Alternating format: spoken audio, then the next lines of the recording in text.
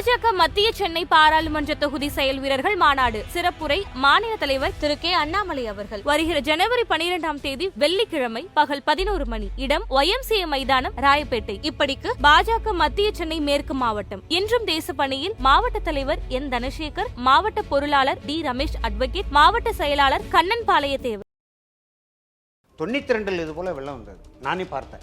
என்னுடைய மகள் குரல்மொழிக்கு 5 வயது. நடு சாமத்தில் 12 மணிக்கு மேலே அணை கரையெல்லாம் உடைக்கிறது போல இருக்கு. ஊரை காலி பண்ணணும். ஒரே ஒரு மாட்டு வண்டி இருந்தது. உயரமான இடத்துக்கு போகணும். ஆனால் குளங்கள் உடைக்கலை. ஆத்தூருங்கிற கடைசி பதில் 6 உடைச்சி இப்போ கொஞ்சம் பாதிப்பு, அவ்வளோதான். நான் இந்த முறை எல்லா குளங்களும் உடைஞ்சு கிட்டத்தட்ட 1500 குளங்கள், மானாவாரி குளங்கள். தாம்பரபரணி பாசனம் 53 குளம், பெரிய பெரிய குளங்கள். இதில் 1000 குளங்கள் உடை. அதிமுக அரசு மீது கடுமையான விமர்சனங்களை வச்சாங்க இல்லையா, எடப்பாடி பழனிசாமி அண்ணாச்சி மீது.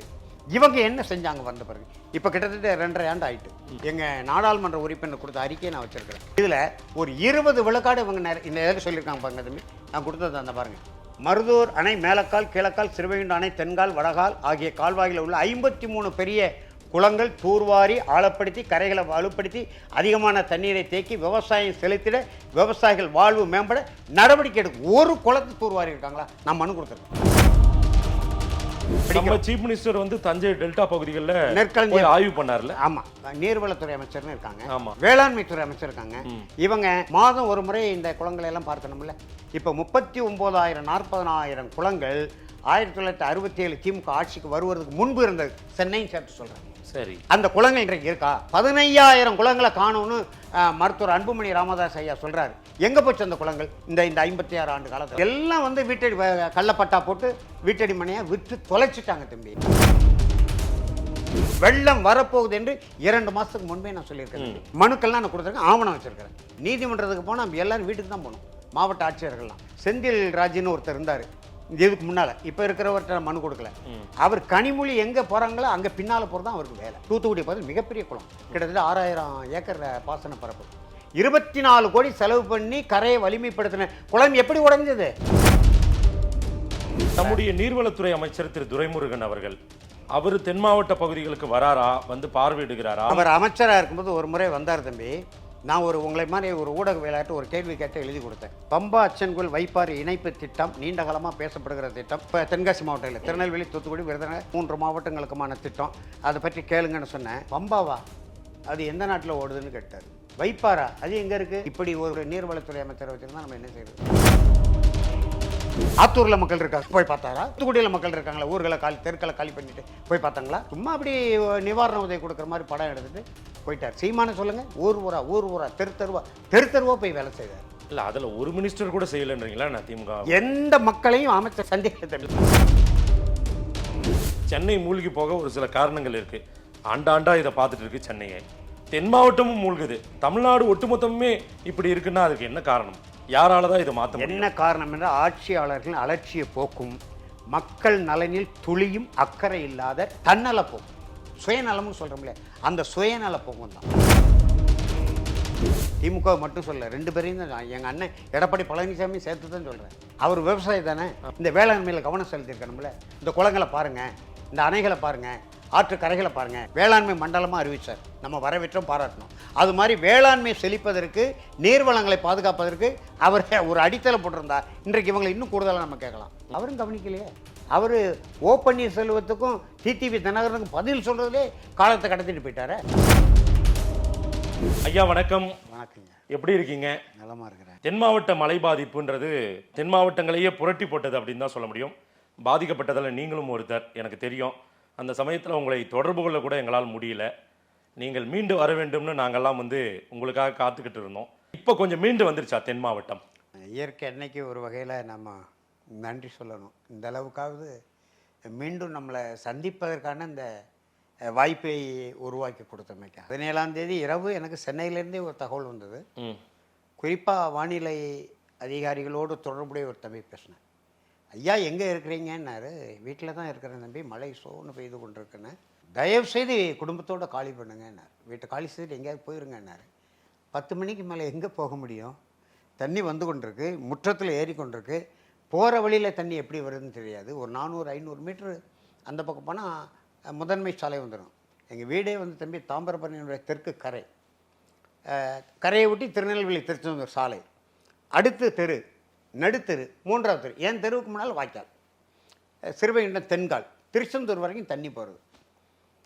எப்படி போகிறது? ரெண்டாவது பிள்ளைகள், வீட்டில் இருக்கிற பொருள்கள். சரி, நாம் பொதுமக்களாக இருந்து பல பேர் போயிருக்காங்க அது மாதிரி, நாம் எப்படி மக்களை விட்டுட்டு இப்படி போகுது? இத்தனைக்கும் இரவு 9 மணிக்கு 3 தெருலையும் 54 வீடு, 50 வீட்டில் போய் நானே சொல்லியிருக்கேன், யாரும் தூங்காதீங்க தூங்காதீங்க, ஆபத்து இருக்குது, வெள்ளம் வரும்போல் தெரியுது, தூங்காதுன்னு வீடு விட சொல்லிட்டு இருந்திருக்கேன். இந்த எச்சரிக்கை நீங்க கொடுத்தீங்க? நான் கொடுத்தேன். அரசு தரப்புல எச்சரிக்கை? அரசு தரப்புல வானிலை அதிகாரிகள் சொன்னாங்க. இன்றைக்கு கொண்டு பதாகை வைக்கிறாங்க ஐயா. இப்போ ஒரு வாரமாக ஆற்றில் வெள்ளம் வரும், 7000 கனஅடி, 8000 கனஅடி, மிஞ்சி போனால் 10,000 கனஅடி. அன்றைக்கு 3 லட்சம் கனஅடி போனோம் சிறுவைகுண்டம் அணையை தாண்டி. கொள்ளளவே 90,000 கனஅடி தான் சிறுவைகுண்டம் அணையினுடைய அந்த அணையை தாண்டி போகிற கொள்ளளவு. 92 இது போல் வெள்ளம் வந்தது, நானே பார்த்தேன். நான் தங்கியிருந்த ஒரு வடகரையில் என்னுடைய மகள் குரல்மொழிக்கு 5 வயது. நடு சாமத்தில் 12 மணிக்கு மேலே அணைய கரையெல்லாம் உடைக்கிற போல இருக்கு, ஊரை காலி பண்ணணும்னு சொல்லி ஒரே ஒரு மாட்டு வண்டி இருந்தது. அன்றைக்கு முக்கியமான பொருள்களை 10, 50, 60 வீட்டில் எடுத்து அந்த அந்த பொருள்களுக்கு மேலே என் மகளை உட்கார வச்சுக்கிட்டு பேட்மா நகர ஒரு உயரமான இடத்துக்கு போகணும். ஆனால் குளங்கள் உடைக்கலை. ஆத்தூருங்கிற கடைசி பதில் 6 உடைச்சி கொஞ்சம் பாதிப்பு, அவ்வளோதான். நான் இந்த முறை எல்லா குளங்களும் உடைஞ்சு போச்சு. கிட்டத்தட்ட 1500 குளங்கள், மானாவாரி குளங்கள், தாமிரபரணி பாசனம் 53 குளம், பெரிய பெரிய குளங்கள். ஓகே. இதில் 1000 குளங்கள் உடைப்பு. இது எங்கே போய் நம்ம சொல்கிறது? எல்லா தண்ணியும் சேர்ந்து தான் பொதுமக்களுக்கு 60 பேர் இறந்ததாக சொல்கிறாங்க. ஆனால் நூற்றுக்கணக்கான பேர் இறந்துருக்கணும். 1000 எங்கள் ஊர்லேயே 40 ஆடுகள் போய்ட்டு, 40 ஆடுகள், 10-20 நாய்கள், கோழி, நூற்றுக்கணக்கான கோழிகள் என் கண்ணு முன்னால் போகுது தம்பி. இயற்கையின் கொடூரத்திற்கு நடுவில் அதற்கு ஈடு கொடுக்க யாராலும் முடியாத ஒன்று தான். பட் ஆனால் முன்னெச்சரிக்கை, ஒரு முன்னேற்பாடுகள் நம்மால் செஞ்சிருக்க முடியும். நான் என்னன்ற கிட்டத்தட்ட 1500 குளங்களா நீங்க சொன்னது? மானாவாரி குளங்கள்லாம் சேர்த்து. எஸ். தூர்வாரப்பட்டதா? இதெல்லாம் வந்து அந்த பணிகள்லாம் தம்பி தூர் வாடுறாங்க, வாரலைங்க தம்பி. இங்கே பாருங்கள், இவ்வளவு மனு நான் கொடுத்துருக்குறேன். எல்லாம் ஒப்புதல் சான்றிதழ் அட்டையோடு வச்சுருக்கேன். பாருங்கள், இந்த பாருங்கள், ஒப்புதல் தந்திருக்காங்க. பாருங்க, குளங்களை தூர் வாடுறதுக்கு, அணைகளை தாமிரபரணி ஆற்றிலிருந்து வனத்துறை அப்புறப்படுத்துறது. வனத்துறை பெரிய கேடு, நடு ஆற்றுக்குள்ளே காடு வளர்க்குறான் தம்பி. 6 ஆண்டை நான் மனு கொடுத்துருக்கேன். இங்கே பாருங்கள், திருவைகுண்டம் தென்காலியில் விழுந்த கிடக்கு தேக்கு மரங்கள் 5 ஆண்டை 3 தேக்கு மரம் என் வீட்டு முன்னால் விழுந்திருக்கு. 3 தேக்கு மரத்தையும் 1 மாதத்தில் எடுத்து அதை விட்டுருந்து 50 லட்சம் ரூபாய்க்கு விற்க முடியும். இன்றைக்கு 5 லட்சம் ரூபாய்க்கு விற்க முடியும். 2018 இன்னமும் கிடக்கு. இதனால பாதிப்பு. சீமை கருவேல மரங்களை அப்புறப்படுத்தி உயர்நீதிமன்ற கட்டளை நிறைவேற்றுங்க. இந்த பாருங்க, ஒப்புதல் எப்போ கொடுத்துங்க? 2018. இந்த ஆண்டு 15/5/2023 தாமிரபரணி ஆற்றை நாசமாக்கும் சீமை கருவேலை முள் மரங்களை அகற்றுவார். வெள்ளம் வருதுன்னு கொடுத்துருக்கிறேன். இதில் மாவட்ட ஆட்சியர்கிட்ட மக்கள் குறைதே இருக்கனால வெள்ளம் வருவதற்கான வாய்ப்பு 31 ஆண்டுகளுக்கு ஒரு முறை வெள்ளம் வருவதற்கான வாய்ப்பு இருந்தா பாருங்க. எத்தனை கொடுத்துருக்கேன்? இது எல்லாமே 2018, 19, 4 ஆண்டு, 21, 22 2 கவர்மெண்ட்டுமே சொல்றீங்க இல்லையா? அப்போ 2 அரசுன்னு தான் சொல்றேன். குறிப்பா அதிமுக அரசு மீது கடுமையான விமர்சனங்களை வச்சாங்க இல்லையா, எடப்பாடி பழனிசாமி, அண்ணாச்சி மீது. இவங்க என்ன செஞ்சாங்க வந்த பிறகு? இப்போ கிட்டத்தட்ட 2.5 ஆண்டு ஆயிட்டு. இன்னும் சொல்ல பண்ணதா இருக்கு பாருங்க. எங்க நாடாளுமன்ற உறுப்பினர் கொடுத்த அறிக்கையை நான் வச்சிருக்கிறேன். இந்த பாருங்க, இதுல தூத்துக்குடி நானும் ஆதரிச்சேன். என் தம்பியோட முரண்பட்டு கொண்டு இந்த அம்மாவை ஆதரித்தேன். இது நாசகார ஸ்டெர்லைட், அதில் பாதிக்கப்பட்டவங்கனால. இதில் ஒரு 20 விழுக்காடு இவங்க இந்த எதில் சொல்லியிருக்காங்க பாருங்க தம்பி.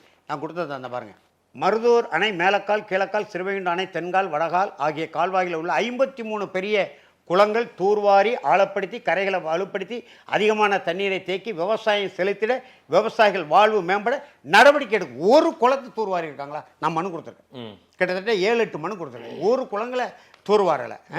ஓட்டப்படாரம் தொகுதிக்கு தண்ணீர் கொண்டு வர எடுக்கப்படும் காங்கேயன் கால்வாய் திட்டம் முன்னுரிமை அடிப்படையில் விரைந்து நிறைவேற்றப்படும். மழை காலத்தில் கடலில் வீணாய் கலக்கும் காட்டு வெள்ளத்தை தடுப்பணை கட்டி தடுத்து குளங்கள் நிரப்ப ஏற்பாடு செய்யப்படும். ஓட்டப்படாரம் பாருங்க, ஏதாவது நடந்திருக்கா சொல்லுங்க ஐயா? இப்படி பொத்தாம்பதுவா நம்ம சொல்ல முடியாது. தூத்துக்குடி, திருநெல்வேலி, விருதுநகர், நெல்லை போன்ற பல மாவட்டங்கள், கன்னியாகுமரி, எந்த மாவட்டத்திலுமே அப்ப தூர்வாரலன்னு சொல்றீங்களா? எந்த மாவட்டத்திலுமே முன்னேற்பாடு செய்யல? நெற்களஞ்சிய பகுதியில் நடந்ததை சொல்றாங்க. நெற்களஞ்சிய பகுதியில் குளங்கள், இந்த கால்வாய்கள்லாம் தூர்வாரப்படும். நம்ம சீஃப் மினிஸ்டர் வந்து தஞ்சை டெல்டா பகுதிகளில் நெற்களஞ்சிய ஆய்வு பண்ணார்ல. ஆமா, அவரு போவார் தம்பி. போகிற நேரத்தில் அதிகாரிகள் வேலை நடக்கிற இடத்த தான் கூட்டு போவாங்க. எல்லா இடத்தையும் முதலமைச்சர் பார்க்க முடியுமா? சரி. நீர்வளத்துறை அமைச்சர்னு இருக்காங்க, ஆமாம், வேளாண்மைத்துறை அமைச்சர் இருக்காங்க. இவங்க மாதம் ஒரு முறை இந்த குளங்களை எல்லாம் பார்க்கணும்ல. இப்போ 39,000 40,000 குளங்கள் 1967 திமுக ஆட்சிக்கு வருவதற்கு முன்பு இருந்தது. சென்னையும் சேர்த்து சொல்கிறேன். சரி. அந்த குளங்கள் இன்றைக்கு இருக்கா? 15,000 குளங்களை காணும்னு மருத்துவர் அன்புமணி ராமதாஸ் ஐயா சொல்றாரு.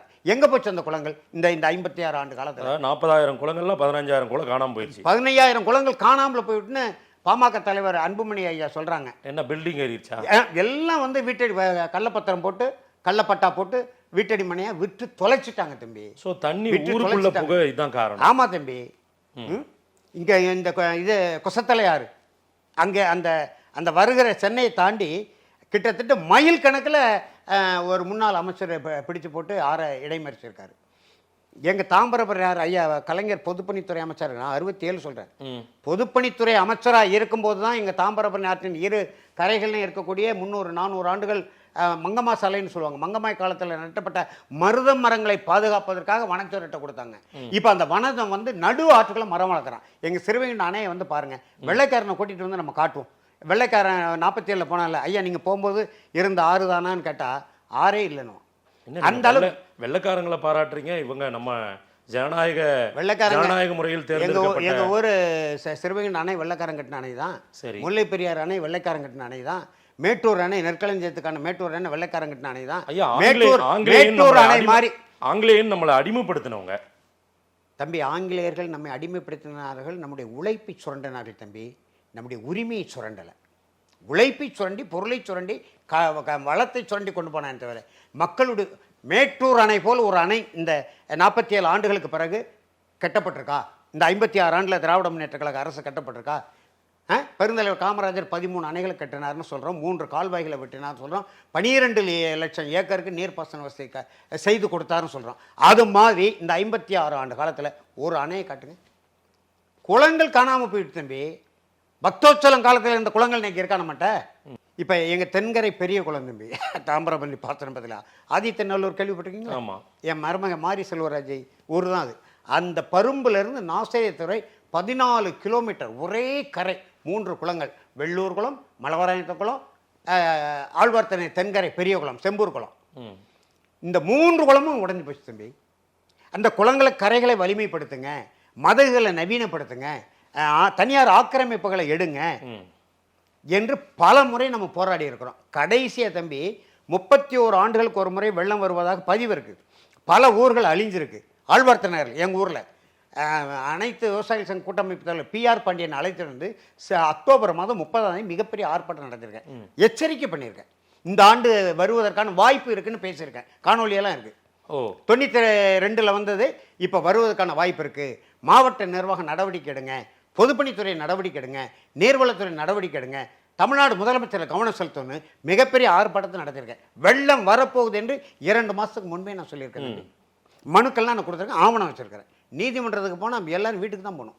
மாவட்ட ஆட்சியர்கள்லாம் இந்த 2018 ஸ்டெர்லைட்டுக்கு பிறகு உள்ள மாவட்ட ஆட்சியர் செந்தில் ராஜின்னு ஒருத்தர் இருந்தார் இதுக்கு முன்னால். இப்போ இருக்கிறவர்கிட்ட மனு கொடுக்கல. அவர் கனிமொழி எங்கே போகிறாங்களோ அங்கே பின்னால் போகிறது தான் அவருக்கு வேலை. வெற்றி பெற்ற பிறகு, கனிமொழி அம்மா வெற்றி பெற்ற பிறகு அப்போ மக்கள் நலன் என்ன ஆகுறது? கோரம்பள்ளம் குளம் 24 கோடியில் கரைகள் சீரமைக்கப்பட்டது, தூர்வாரப்பட்டதுன்னு சொன்னாங்க. பத்திரிகை செய்தி வந்து நானே வச்சுருக்கேன். அந்த குளம் ஏன் எப்படி உடஞ்சு? தூத்துக்குடி பார்த்து மிகப்பெரிய குளம், கிட்டத்தட்ட 6000 ஏக்கர் பாசன பரப்பு, 24 கோடி செலவு பண்ணி கரையை வலிமைப்படுத்தின குளம் எப்படி உடைஞ்சது? கவனம் செலுத்தவே இல்லை தம்பி. வேளாண்மையில் இவங்களுக்கு கவனம் செலுத்தலை, நீர் வளத்தை பாதுகாக்கிறதில் கவனம் செலுத்த. நம்முடைய நீர்வளத்துறை அமைச்சர் திரு துரைமுருகன் அவர்கள் அவர் தென் மாவட்ட பகுதிகளுக்கு வராரா, வந்து பார்வையிடுகிறாரா? அவர் இந்த 2.5 வருஷத்துல அவருடைய பணிகளை நீங்க பார்த்தது எந்த 2 ஆண்டுல ஒரு முறையோ 2 முறையோ வந்திருக்காரு. வருவார், மாவட்ட ஆட்சியர் அலுவலகத்தில் ஒரு கூட்டத்தை போடுவார், அவங்க எழுதி கொடுக்குற செய்தியை படிப்பார், அவர் பாட்டில் போயிடுவார். ஒரு முறை நீங்கள் துரைமுருகன் அண்ணன் தான் சொல்கிறீங்க, ஒரு முறை மூத்தவர் எங்கெல்லாம் நீர்நிலைகள் இருக்கு எங்கெல்லாம் அவர் அமைச்சராக இருக்கும்போது ஒரு முறை வந்தார் தம்பி. நான் உங்களை மாதிரி ஒரு ஊடக விளையாட்டு ஒரு கேள்வி கேட்டு எழுதி கொடுத்தேன். பம்பா அச்சன்கோவில் வைப்பாறு இணைப்பு திட்டம் நீண்ட காலமாக பேசப்படுகிற திட்டம். திருநெல்வேலி, அப்போ தென்காசி மாவட்டம் இல்லை, திருநெல்வேலி, தூத்துக்குடி, விருதுநகர் 3 மாவட்டங்களுக்குமான திட்டம். அதை பற்றி கேளுங்கன்னு சொன்னேன். பம்பாவா அது எந்த நாட்டில் ஓடுதுன்னு கேட்டார். வைப்பாரா அது எங்கே இருக்குது? வைப்பார் விருதுநகர் பக்கத்தில், இது நம்ம சாத்தூர் பக்கத்தில், கோயில்பட்டிக்கும் சாத்தூருக்கும் இடையில. இப்படி ஒரு நீர்வளத்துறை அமைச்சரை வச்சுருந்தா நம்ம என்ன செய்கிறது? நானே பேசினேன் தம்பி 2022 எங்கள் ஊரில் ஒரு தடுப்பணை 25 கோடி தடுப்பணை நம்ம கோரிக்கை தான், 12 ஆளும் என் கோரிக்கை தான் எனக்கு எழுதி தந்திருக்காங்க, கோரிக்கை நிறைவேற்றப்படுகிறதுன்னு. அது நாங்கள் எங்கள் ஊர்லேருந்து 1.5 கிலோமீட்டர் தள்ளி கட்ட சொன்னேன். ஆற்றை பாதுகாக்கிற நோக்கம் தான், அதில் பாசனம் செய்ய முடியாது, ஏன்னா இந்த மணல் கொள்ளையர்கள். அது கட்ட சொன்னேன். ஆட்சிக்கு வந்தோடனே அடிக்கல் எடப்பாடி அண்ணன் இருக்கும்போதே அரசாணை போட்டாங்க. ஆட்சிக்கு வந்த பிறகு அடிக்கல் நாட்டுங்க, என்னையும் கூப்பிட்டு தான் நட்டினாங்க. அமைச்சர் அனிதா ராதாகிருஷ்ணன் அடிக்கல் நாட்டினார். அடிக்கல் நாட்டின இடத்துல இருந்து 400 மீட்டர் தள்ளி புதுசாக ஒரு இடத்துல வானத்தை தோண்டிட்டாங்க. நான் போய் மறிச்சு போட்டேன். கடுமையான கோபம். உடனே பொதுப்பணித்துறை அதிகாரிட்ட வாங்கி துரைமுருகன் அண்ணாச்சிக்கு பேசினேன். அவரே எடுத்துட்டார். அண்ணாச்சி வணக்கம், நான் தூத்துக்குடி மாவட்டம் ஆழ்வார் திருநகரி ஏரல் வட்டத்திலேருந்து பேசுகிறேன். தாம்பரபரணி ஆற்றில் ஒரு தடுப்பணை என்னாச்சு, அடிக்கல் நாட்ட இடத்த விட்டு வேறு இடத்துல வானம் தோண்டிருக்காங்கண்ணா. தாம்பரபரணியா அது எங்கே இருக்குன்ட்டார். நினைவுக்கு வரல.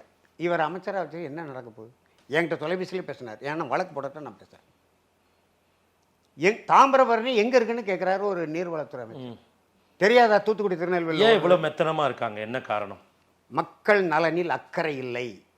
முழுக்க தனக்கு என்றால் தாட்சியிலையும் பதக்கு பிடிக்கும்னு எங்கள் கிராமத்தில் சொல்லுவோம். களத்தில் நெல் அடித்து போட்டு வந்து கேட்குறவங்கள்ட்ட அள்ளிட்டு போமான்னா அந்த தாட்சியில் இருக்கு பாருங்கள், அதில் அள்ளி பதக்கு நெல்லை போட்டுருவான். அது மாதிரி தனக்கு என்றால் தாட்சியிலையும் பதக்குங்கிற மாதிரி இவங்க தனக்கு. நான் அண்ணன் துரைமுருகனை கேட்குறேன், என் பச்சை தமிழன் தானே, என் உடன்பிறப்பு தானே.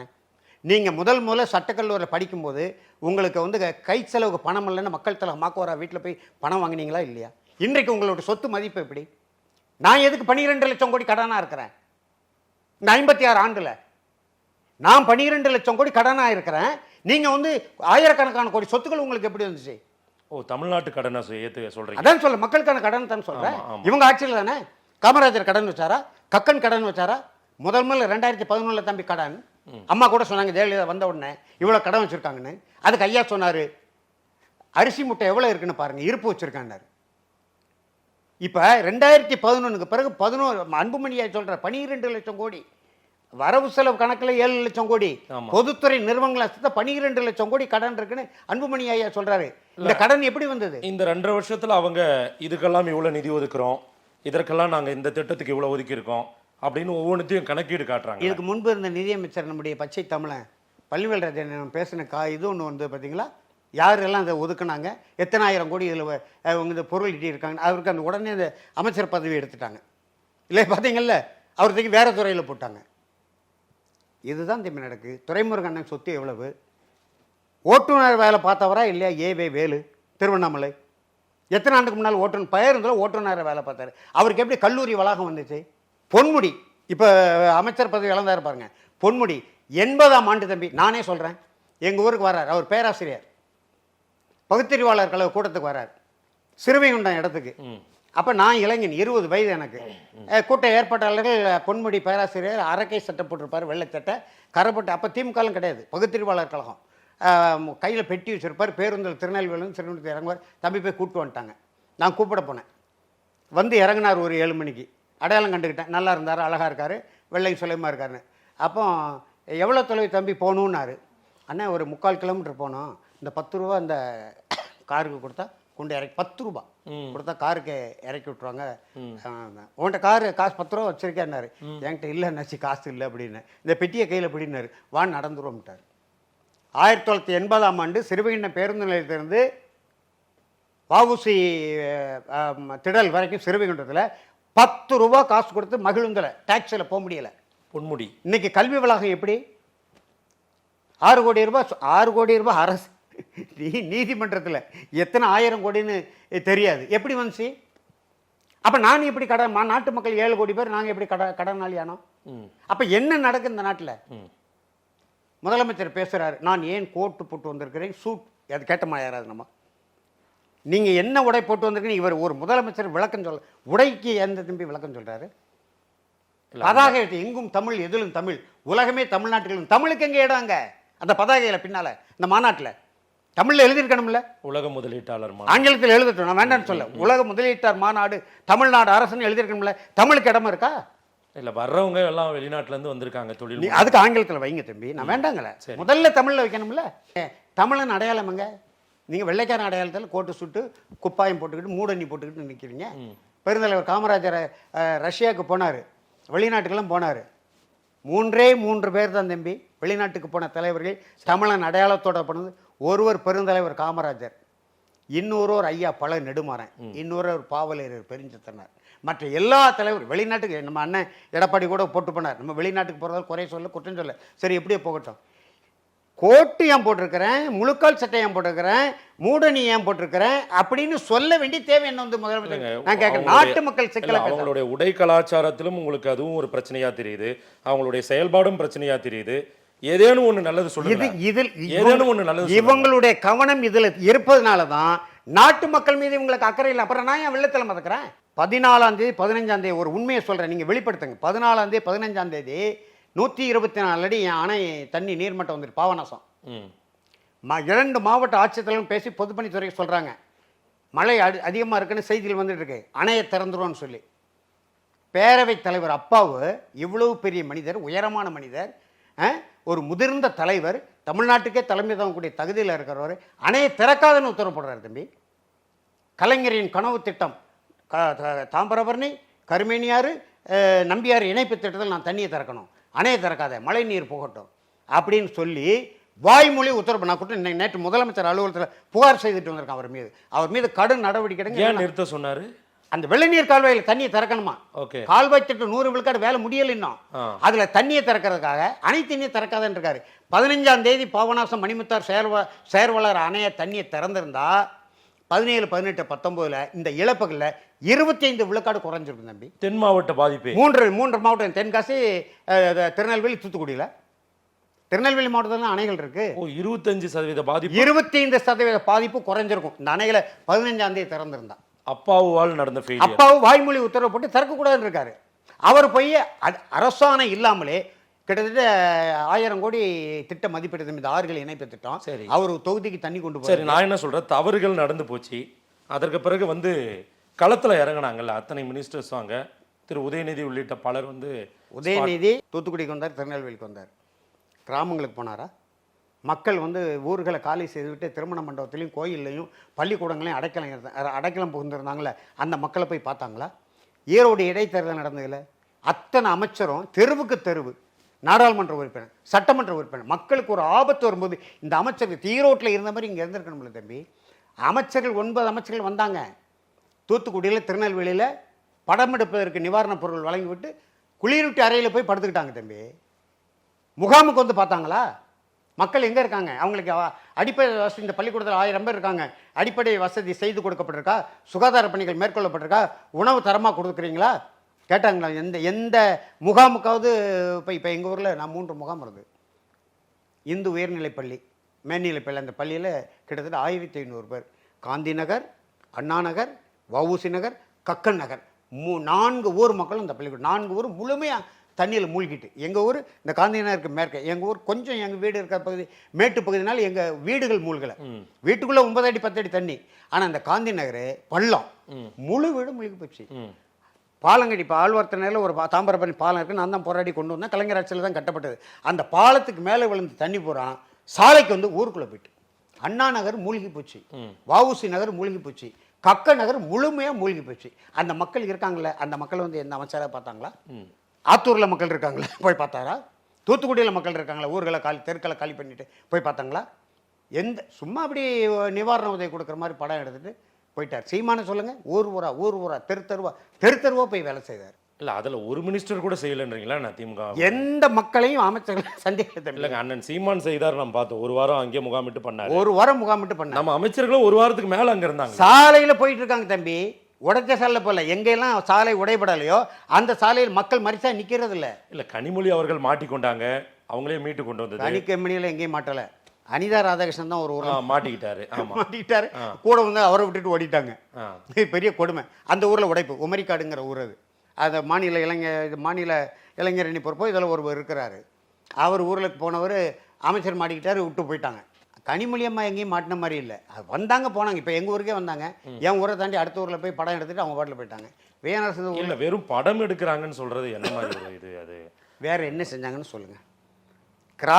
இப்போ ஒன்றும் இல்லை தம்பி, எல்லா ஊருக்கும் போய் பார்க்க முடியும், 100 விழுக்காடு பார்க்க முடியாது, நான் ஏற்கிறேன். இந்த ஊரை காலி செய்து விட்டு முகாமில் இருக்காங்கல்ல, இன்ன வரைக்கும் இருக்காங்க. அந்த முகாமில் எந்த முகாம்லையாவது இந்த 9 அமைச்சர்கள் எந்த அமைச்சரை போய் பார்த்தாங்கன்னு சொல்லுங்க தம்பி. இவங்க என்ன சொல்கிறாங்களா நான் கட்டுப்படுறேன். நான் கண்ணால் பார்த்தோம் தம்பி. இரவு 3 மணிக்கு ஆழ்வார்த்தங்க சுற்றி வர ஒரு ஆள் கிடையாது, ஒரு காவல்துறை கிடையாது. அதாவது 18ஆம் தேதி இரவு நான் ஆழ்வார்த்தநகர் போயிட்டேன். ஆற்றங்கரையில் ஒரு வீடு, எங்கள் நண்பர் வீடு. அந்த வீட்டில் அடைக்கலம் போது அவங்க எங்களுக்கு சாப்பாடு போட்டாங்க. மற்ற மக்களை எல்லாம் பள்ளிக்கூடத்தில் கொண்டுட்டு நான் வீட்டில் இருந்தேன். என் உறவினர் வீட்டிலேயே எங்கள் அண்ணனை வச்சுட்டாங்க. விடிய சுற்றி வர்றேன். ஒரு காவல்துறை, ஒரு அதிகாரி, ஒரு பொதுப்பணித்துறை அதிகாரி, இரவு என்ன நடக்கு எங்கே எதுவும் இல்லை. ஆழ்வார்த்தநகரில் எங்கள் ஊரில் 2 இடத்துல உடைப்பு தம்பி. பல முறை நானே அதை அடைச்சிருக்கேன். ஒரு 100 முறை மண்ணை போட்டிருந்தா அதை அடைப்படுது. இன்னைக்கு 15 கோடி வியாபாரிகளுக்கு நட்டோம், கடைகளுக்குள்ளெல்லாம் தண்ணி. இது வரைக்கும் அந்த மாதிரி உடைப்பு வந்ததில் மிக எளிதாக அடைக்கக்கூடிய பகுதி. இழப்பீடுகளை சரியாக கணக்கீடு எடுத்தாங்களா அரசாங்கம்? இல்லை, எடுக்கலை. இப்போ சில ஊர் இழப்பீடு கணக்கே எடுக்கலையே, அவங்க தானே கேட்குறாங்க. இப்போ எங்கள் ஊரில் 8 வீடு இடிஞ்சு போச்சு. அந்த 8 வீடும் எடுத்திருக்காங்க. விவசாயிகளுடைய கணக்கெடுப்பு கேட்குறாங்க, அவங்க தான் கேட்குறாங்க. வியாபாரிகளுடைய கணக்கெடுப்பு எப்படி எடுத்தாங்க? வியாபாரிகளை சந்தித்து பேசுனாங்களா? இல்லை. நெல் போயிட்டா, வாழை போயிட்டா, கம்பு போயிட்டா, சோளம் போயிட்டா, அதை சொல்லுங்கள் அப்படின்னு இந்த கிராம நல அலுவலர்கிட்ட கேட்காங்க. சில இடங்களில் வந்து படம் எடுத்துகிட்டு போகிறாங்க. வியாபாரிகள் உப்பளம் 20,000 ஏக்கர் உப்பளம் போச்சு தூத்துக்குடி மாவட்டத்தில். அப்போ ஆயிரக்கணக்கான தொழிலாளர்கள் வாழ்வு என்னாகிறது? மறுபடியும் அவன் எப்படி உற்பத்தி செய்வான்? இப்போ நானே உங்களுக்கு தெரியும், நான் காணொலியெல்லாம் போட்டிருக்கேன். 1 ஏக்கர் முதல் நாள் நட்டேன், 18,500 ரூபா மொத்த செலவு. 25 நாள் உழைச்சிருக்கேன். ஒரு நாளைக்கு 200 ரூபா சம்பளம் வைங்க, கிட்டத்தட்ட 25,000 ரூபா போச்சு. 47,000 ஏக்கர் தம்பி எங்களுக்கு தூத்துக்குடி மாவட்டத்தில் மட்டும். அதில் கிட்டத்தட்ட 27,000 ஏக்கர் நெல். பெரிய பெரிய குளம், ஒரு சொட்டு தண்ணி இல்லை தம்பி குளத்தில். ஒரு சொட்டு தண்ணி இன்னைக்கு இல்லை தம்பி. அப்போ நான் எப்படி பிழைக்க முடியும்? இல்லை, இமீடியட்டாக தான் சீக்கிரமாக ஒரு ஆறுதல்னா என்ன பண்ணாங்க அரசாங்கம்? என்ன அரிசி பருப்பு உளுந்த கொண்டு கொடுத்தாங்க, எண்ணெயை கொடுத்தாங்க, பொட்டாலமாக போட்டு கொடுத்தாங்க. 10 எண்கள் கொடுத்தாருந்தாங்க. அவசர அழைப்பு, மீட்பு படை, தீயணைப்பு படை, மாவட்ட ஆட்சியர் ஏன் கொடுத்தாங்க. 10 அழைப்பை நான் 10 மணிலேருந்து விடிய கூப்பிட்ட பக்கம் ஒரு அழைப்பையும் எடுக்கலை. நான் மட்டும் இல்லை, மக்கள் கூப்பிடுறாங்க, ஐயோ மீட்பு படை வர, எந்த அழைப்பும் எடுக்கலை. இரவு 12 மணிக்கு என் உறவினர் ஒரு காவல்துறை இருக்கான், எப்பா எங்களை காப்பாற்றுப்பா, நாங்கள் 22 பேருக்கு தெருப்புறம் மூழ்கிட்டு தெருமக்கள்லாம் தட்டின்னு மொட்டை மாடியில் கிடக்கிறோன்னா, அவன் 12 மணிக்கு அந்த மீட்பு படைக்கு சொல்லி அடுத்த நாள் பகல் 12 மணிக்கு மீட்பு படை வருது. அப்போ எப்படி பொதுமக்களை காப்பாற்ற முடியும்? நம்ம சொல்கிற தம்பி, வானிலை அதிகாரிகள் சொல்லிக்கிட்டே இருக்காங்க. சென்னையில் அவங்க செய்தி சொல்லியிருக்காங்களா, முன்னெச்சரிக்கை நடவடிக்கை எடுத்தனால பெரும் பாதிப்பு தவிர்க்கப்பட்டு பத்திரிகைகள் வந்து ஒரே நாளில் சென்னையை மீட்டு விட்டோம்னு சொன்னாங்களே. ஏன் நெல்லை, தூத்துக்குடி, கன்னியாகுமரி மாவட்டம், தென்காசி மாவட்டத்தை இவங்களால் இன்னை வரைக்கும் மீட்க முடியல? முன்னெச்சரிக்கை. முன்னாலாம் தம்பி பொதுப்பணித்துறை வண்டியாக மணல் வச்சுருப்பாங்க, அங்கங்கே கரையோரத்தில் நிறுத்தியிருப்பாங்க. அது உடைக்கும்னு தெரிஞ்சு அரை மணி நேரத்துக்கு முன்னால் போய் அடைச்சிடுவாங்க. ஓகே, இப்போவும் மண் வச்சுருந்தாங்க, ஏன்னா வரமான் முன்னக்கூட்டியே அடைக்கலை. இப்போ குறிப்பாக நான் கண்ணால் பார்த்தது ஆழ்வார்த்தநகரில் 2 இடத்துல உடைப்பு. அந்த 2 இடத்துலையும் பொதுப்பணித்துறை, வருவாய்த்துறை நினைச்சிருந்தா அரை மணி நேரத்தில் அடைக்க முடியும்.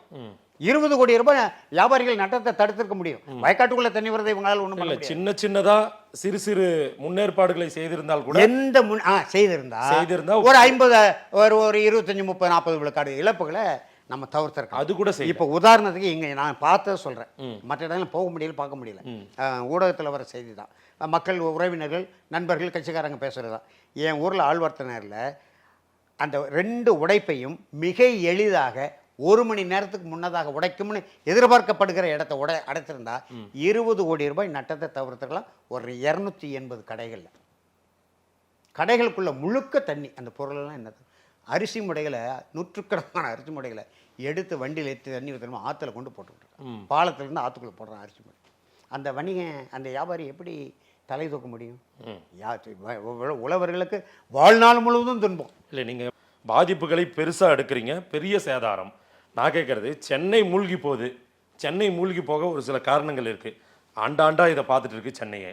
தென் மாவட்டமும் மூழ்குது. தமிழ்நாடு ஒட்டுமொத்தமுமே இப்படி இருக்குன்னா அதுக்கு என்ன காரணம்? யாரால தான் இதை மாற்ற முடியும்? என்ன காரணம் என்றால் ஆட்சியாளர்கள் அலட்சிய போக்கும், மக்கள் நலனில் துளியும் அக்கறை இல்லாத தன்னல போக்கும், சுயநலம்னு சொல்கிறோம்ல, அந்த சுயநல போக்கும் தான். பொதுநலன் உள்ள தலைவர்கள் யாருமே இல்லையா பொதுநலம் உள்ள கக்கன் காமராஜரோடு முடிஞ்சு போச்சு.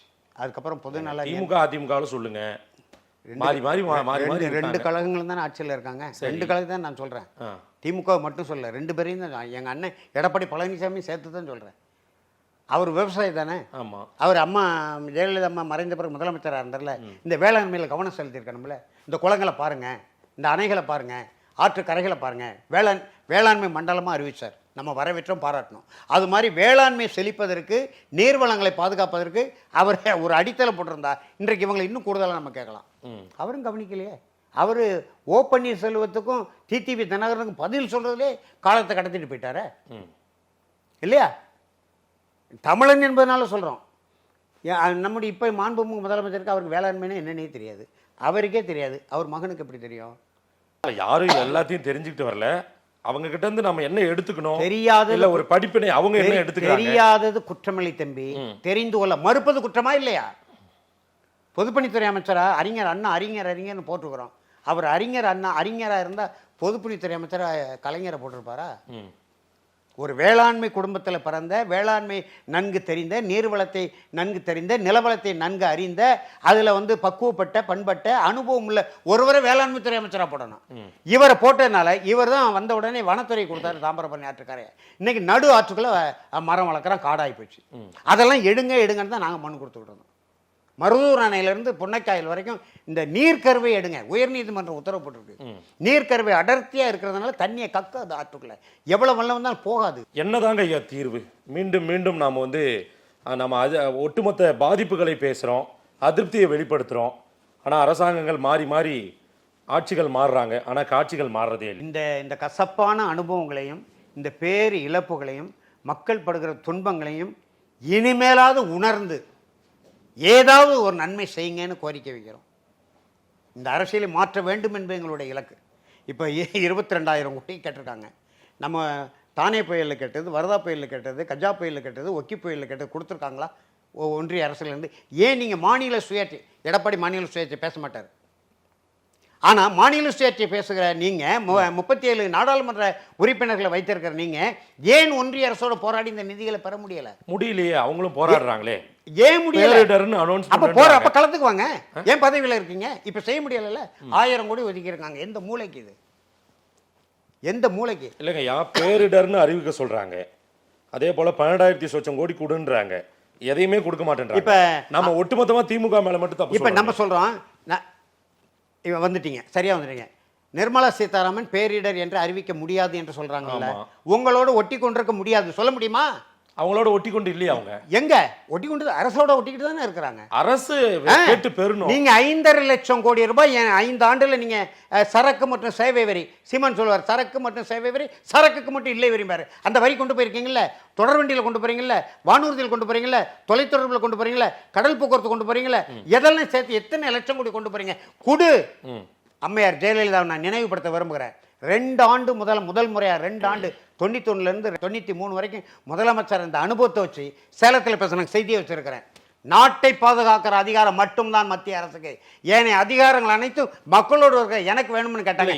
அப்படி ஒரு தீர்மானத்தை நீங்க சட்டமன்றத்தில் போடுங்க. இவங்களும் மாநில உரிமைன்றாங்க, பிஜேபியை கண்டிக்கிறாங்க, அதுக்கு தான் அவங்கள விரட்டணும், எங்களுக்கு ஓட்டு போடுங்க, இந்தியா கூட்டணிக்கு ஓட்டு போடுங்கன்றாங்க. சரி, இந்தியா கூட்டணியில் எத்தனை அமைச்சர்கள் இருந்தாங்க? இவங்க மாநில சுயாட்சி தான் பேசுறாங்க. தொடக்கத்தில் திராவிட நாடு கட்டவங்க இவங்க. 67க்கு பிறகு ஆட்சிக்கு வந்து இந்த அதிமுக சேர்த்துக்கிடும் இழந்த மாநில உரிமை, ஒரு உரிமையை இவங்க மன்மோகன் சிங் சொன்னார் இல்லையா, சென்னை தலைமைச் செயலர் திறக்கும்போது, ஒவ்வொரு நாளும் நான் கோபாலபுரத்துக்கு தொலைபேசி போட்டு பேசிவிட்டு தான் நான் ஆட்சியை சக்கரத்தை இயக்கி கொண்டிருக்கிறேன்னார்ல, அந்த நேரத்தை பயன்படுத்தி ஒரு உரிமையை இவங்க மீட்க முடிந்ததா? ஒரு உரிமை, கல்வி உரிமை தமிழ்நாட்டு பட்டியலில் மாநில பட்டியலிருந்து போச்சு. இந்திரா காந்தி காலத்தில் தான் கொண்டு போனாங்க. இவங்க முதலமைச்சருக்கு நெருக்கடிகளை கொண்டு போனாங்க. அந்த உரிமையை இவங்களால் மீட்க முடிந்ததா? காவிரி உரிமை இவங்க அவருடைய ஆட்சி காலத்துக்கு பிறகு தான் வந்தது, இந்திரா காந்தி காலத்திலாம் போச்சு. அதில் ஒரு சரியான தீர்ப்பை இவங்களால் பெற முடிந்ததா? தீர்ப்பை அரசாணை கூட இவங்க ஆட்சியில் வெளியிட முடியலை தம்பி. 9 அமைச்சர்கள் இருந்தாங்க. கடைசியில் ஆராய்ச்சி மீதும் நம்முடைய தங்கை கனிமொழி மீது வழக்கு தான் வந்தது. சரி, சிறையில் தான் இருந்தாங்க. வேற என்ன? கடந்த கால தவறுகள்ல இருந்து அவங்க பாடம் கற்றுக்கணும்னா மோடியை வீட்டுக்கு அனுப்பினாதான் இதெல்லாம் மாறும். நாங்க ஆட்சிக்கு உட்கார்றோம், நம்ம சொல்றவங்க. தமிழ்நாட்டு மக்கள் நீங்க நிதி வாங்குறது மட்டும்தான் நமக்கு மோடி குறி. ஒன்றிய அரசு மோடியாக இருக்கும், மன்மோகன் சிங்கா இருக்கு, நாளைக்கு யார் வந்தாலும் இவங்க இந்தியா கூட்டணியே வருதுன்னு வைங்களேன். வருதா வரலைங்கிறது வேறு செய்தி. நிதி மட்டும்தான் நம்ம ஒன்றிய அரசிலிருந்து எதிர்பார்க்குறோம். மக்களுக்கான வேலை திட்டங்கள், செயற்திட்டங்களை எல்லாம் மாநில அரசு தம்பி செய்யணும். இவங்க அது செஞ்சுருக்காங்களா? ஏன் செய்யலை? அப்படி செஞ்சிருந்தா ஏன் நான் இவ்வளோ இழப்புகளை நான் சந்திக்க வேண்டியது இருக்குது என்பதுதான் இப்போ வேதனையான. இப்போ தென்காசியிலேருந்து திருச்செந்தூருக்கு இருவழி சாலை போடுறாங்க தம்பி, 1000 கோடி ஒதுக்கியிருக்காங்க, வேலை நடந்துகிட்டு இருக்கு. ஆனால் 1.5 ஆண்டுகள் இந்த சாலையை நம்ம பயன்படுத்தணுமா? கொரோனா காலத்தில் பயன்பட்டதா? இந்த 1000 கோடி ரூபாயை இந்த தாம்பரபரணியில் சிக்கல் இல்லாத ஒரே ஆறு தாம்பரபரணி தமிழ்நாட்டுக்குள்ளே உருவாகி தமிழ்நாட்டுக்குள்ளே கடலோடு கலக்கக்கூடிய ஆறு, 120 கிலோமீட்டர். இந்த ஆற்றை செப்பமாக சிறப்பாக வைத்திருந்தால் இந்த 3 மாவட்டத்தில் இன்னைக்கு இத்தனை 1000 கோடி இழப்பு வந்திருக்குமா? இவ்வளவு உயிர் இழப்பு வந்திருக்குமா? கால்நடைகள் இழந்திருப்போமா? வீடுகள் இழந்திருப்போமா? சொல்லுங்க. ஏன் தொலைநோக்கு பார்வை இல்லை? இந்த வெள்ள நீர் கால்வாய் திட்டமே 399 கோடி போட்டார் 2001 ஐயா கலைஞர். இன்னைக்கு 2023 1000 கோடியை தாண்டுது. அந்த திட்டத்தை இன்னும் முழுமை 100 விழுக்காடு நிறைவேற்ற முடியல. நம்ம கனிமொழி கொடுத்துருக்காங்க, கூடுதலாக கிடைக்கக்கூடிய தண்ணி வேற ஒரு கால்வாயில். இந்த மாதிரி இந்த கால்வாய் திட்டங்கள் நிறைவேற்றிருந்தாலே இந்த வெள்ளத்தை நம்ம குறைச்சிருக்கலாம். அதில் தண்ணி விட்டுருக்கலாம்ல, பரவலாக விட்டுருக்கலாம்ல. சரி, நான் ஒரு எளியவன் தம்பி, நான் மனு தான் கொடுக்க முடியும். ஒரு மனுவை எழுதி அதை ஒரு தட்டச்சியில் போய் தட்டச்சி பண்ணி திருத்தி வீட்டிலேருந்து 42 கிலோமீட்டர் தூத்துக்குடி 2 பேருந்து ஏறி ஒரு மனு கூட இந்த மாவட்ட ஆட்சியர் சிந்திக்க வேண்டாமா? இவன் ஏன் இந்த இதை தட்டச்சி பண்ணி கொண்டு வந்து இப்படி கொடுக்குறான்? அது உரிய அதிகாரிங்க வாப்பா இதை கவனம் செலுத்து. தேக்கு மரம் தம்பி இதை வச்சுருக்கேன். தேக்கு மரம் 2-3 மரம் என் வீட்டு முன்னால் விழுந்துக்கிட்டேன்னு சொன்னல. 3 முறை மனு இன்னை வரைக்கும் எடுக்கல, இப்பவும் கிடக்கு. அந்த தேக்கு மரம் ஒரு மாதத்தில் அப்புறப்படுத்தி அதை வனத்துறை ஒப்புதல் பெற்று வித்திருந்தா 50 லட்சம் ரூபாய்க்கு விற்கலாம். இன்னைக்கு 5 லட்சம் ரூபாய்க்கு விற்க முடியாது. அப்போ 45 லட்சம் ரூபாய் அரசுக்கு இழப்பு தானே வருது. எப்பங்க ஐயா இதெல்லாம் மாறும்? அதான் சொல்கிறேன், இந்த கசப்பான அனுபவங்களை, துன்பமான துயரமான பேர் இழப்புகளை, பேரிடர் தான். தேசிய பேரிடர் ஆணையம்னு எதுக்கு தம்பி வச்சிருக்கான்? நிர்மலா சீதாராமன் சொல்றாங்க அறிவிக்க முடியாது. அப்ப தேசிய பேரிடர் ஆணையம் எதுக்கு வச்சிருக்கீங்க? பத்திரிகை ஆணையம் எதுக்கு வச்சிருக்கீங்க? இந்த பேரிடர்ல இருந்து இனிமேலாவது இந்த அரசு பாடம் கற்றுக்கொண்டு மக்களுக்கு ஆறுதல் அளிக்கக்கூடிய வகையில் இந்த தொலைநோக்கு பார்வையில் நீங்கள் எத்தனை லட்சம் கோடி கொண்டு வந்தாலும் இங்கே ஒன்றும் நடக்க போகிறது இல்லை. எவனும் நிலம் கொடுக்க மாட்டான். இப்போ நிலத்தை எங்கேயும் எடுக்காத, தொழிற்பேட்டைக்கு சிப்காட்டுக்கு நிலத்தை எடுக்க, இப்போ அதானிக்கு வந்து எங்கள் ஊரில் தொழிற்சாலை தொடங்குறதுக்கு ஒப்பந்தம் பண்ணிருக்காங்க. 1 சென்ட் நிலத்தை எடுக்க விட மாட்டாங்க. நான் ஏற்கனவே ஐயா கலைஞராட்சியில் அனுபவம் இருக்குது, மறந்து போயிட்டாங்க.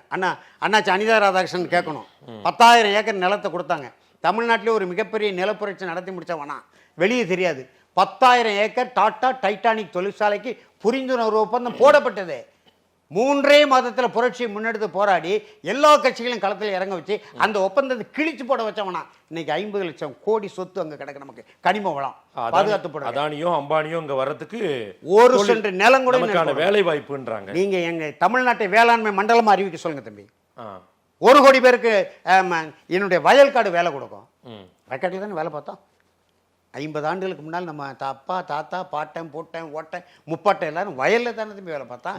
கரிசக்கட்டில் தானே வேலை பார்த்தான். நிலம் கொடுக்கறது தானே சாப்பிட்டோம். படித்தவங்களுக்கு வேலை, நிலம் கொடுத்து படித்தவங்களுக்கு வேலைக்கு எங்கே போகிறது? படித்தவங்களுக்கு வேலை கொடுக்கலாமே. நீரும் நிலமும் காற்றும் வானும் மாசுபடாத தொழிற்சாலை கொண்டு வாங்க. வேளாண்மை அடிப்படையே தேவை. சீமான் சொல்கிறாருல, 2000 ஏக்கரில் மிளகா போடுவேன், அங்கேயே மிளகா தொழிற்சாலை. கத்திரிக்காய் போடுவேன், கத்திரிக்காய் தொழிற்சாலை. கரும்பு பயிரிடுவேன், அங்கே மக்களை கரும்பை பிழிந்து சர்க்கரை இந்த மாதிரி தொழிற்சாலை கொண்டு வாங்க. இந்த மாதிரி தொழிற்சாலை கொண்டு வாங்க. தமிழ்நாட்டை வேளாண்மை மண்டலமாக அறிவிங்க. நாடு செழிக்கா இல்லையான்னு பார்ப்போம். நீர்வளம், அவ்வளோ நீர்வளம் நமக்கு இருக்கு. இன்னைக்கு 250 டிஎம்சி தண்ணி கடலுக்கு விட்டுட்டோம். 5 டிஎம்சி தண்ணிக்கு தஞ்சாவூரில் நேற்று போராட்டம். அதாவது மிகப்பெரிய பாதிப்புகளை சந்தித்து வருகிறார்கள் மக்கள்.